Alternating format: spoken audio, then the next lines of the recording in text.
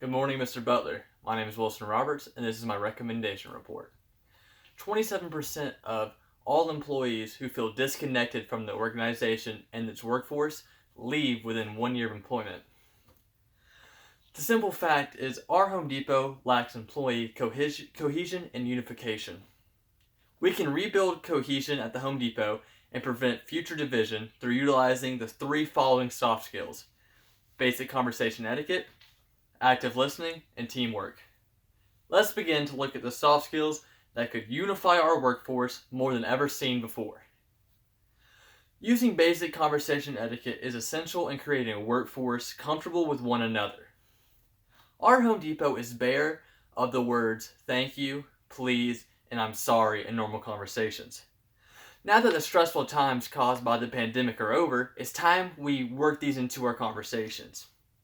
Reinforcing the practice of these three basic words and phrases within work conversations can convey mutual respect for one another's time and effort. Displaying basic consideration for another will allow our associates to feel more inclined to collaborate and seek the assistance of in the future. Conforming to this form of discourse isn't a difficult transition, and expert Peggy Claus states that these phrases are in fact easy to incorporate. They're not hard. Despite easy integration, uses of such words can be interpreted as disingenuous or unmeaningful after a while, especially in one sentence. If you use it over and over, it can seem like you don't mean it, and this can further divide the workforce.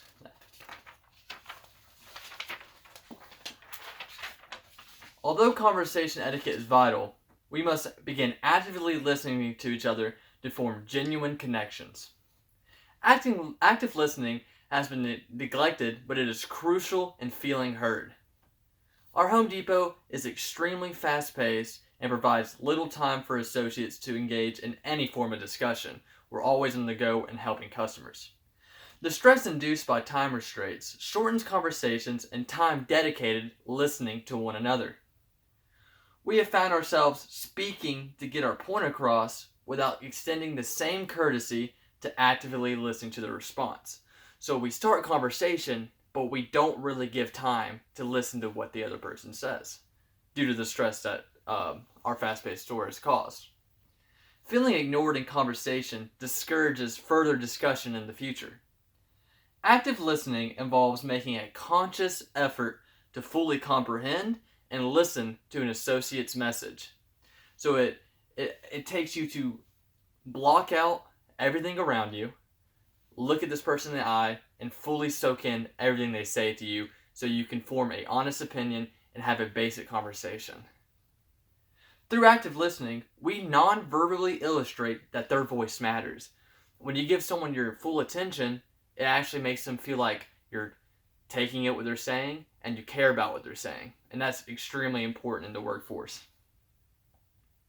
As expert Peggy Claus explained, that when people feel heard and listened to, they become more comfortable in sharing their ideas and thoughts. A workforce who feels like no one's listening to them, they're not going to want to share their ideas and thoughts. But now that we can actively listen, people are going to feel more inclined to share those thoughts because they're actually being heard. Active listening essentially just creates a more understanding and connected workforce. However, devoting more time to listen can allow for slower operations and can take more of a customer's time, leaving customers possibly dissatisfied in the future, and that could hurt our customer service rating. So that's something we have to be mindful of. Before I move to my another point, let's look at this chart. This is brand loyalty after one negative experience. So when a customer experiences one negative experience due to a disengaged and disconnected staff, 33, 1/3 of the entire customer population completely abandoned the brand. That's too many people. We got to completely take out negative experiences due to a disengaged staff because we don't want to lose 1/3 of our customers. We can't afford to do that. Active listening and conversation etiquette is impossible without employing teamwork. Teamwork initiates employee interaction and historically produces results. The associates at our Home Depot have been instructed to remain in their respective departments at all times. Like, see, I'm deliveries, so I've been assigned to stay in my slot, in my little area, and I'm not allowed to leave. Any given department can be overwhelmed with customers at any time. That's just a fact.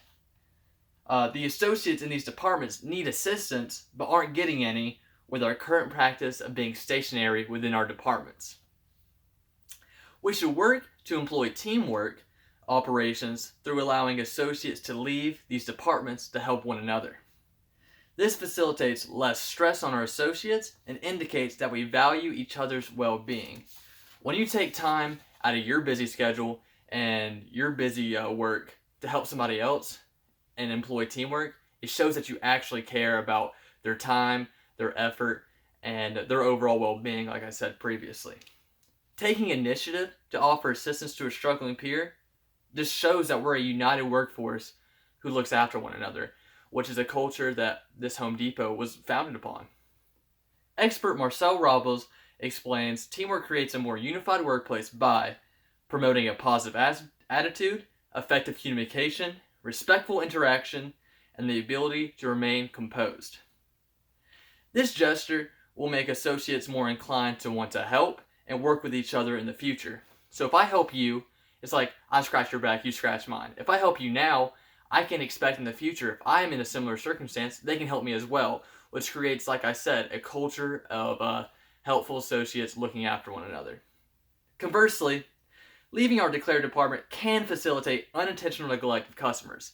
So I might not be busy now, but if I go to help another department, I quite possibly could be neglecting customers that I don't see in my respective department.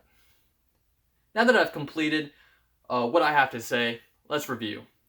Overall, I've discussed the consequences a disjointed workforce can have on organizational success, as well as soft skills we can use to become better unified. The soft skills discussed are basic conversation etiquette, active listening, and teamwork. To rebuild cohesion, I recommend that we establish guidelines to encourage teamwork amongst all associates and remove all current restrictions that limit associate interaction. That completes my report.